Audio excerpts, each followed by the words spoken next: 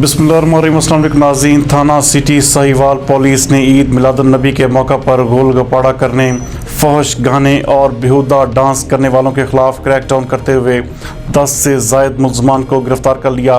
ہمارے نمائندہ خصوصی کاشر سعید کے مطابق district police officer Amir Taimur Buzdar کی ہدایات اور D S P city circle Muhammad Salim Khan کی زیر نگرانی ایس ایچ او تھانہ سٹی ساہیوال مدثر غفار خان نے اپنی ٹیم کے ہمراہ ایک کارروائی کرتے ہوئے گول غپاڑہ، ہلل بازی اور بیہودہ گانوں پر ڈانس کرتے ہوئے محلہ فرید گنج، مزدور پلی اور جہاز گراؤنڈ سے 10 سے زائد ملزمان کو گرفتار کر لیا۔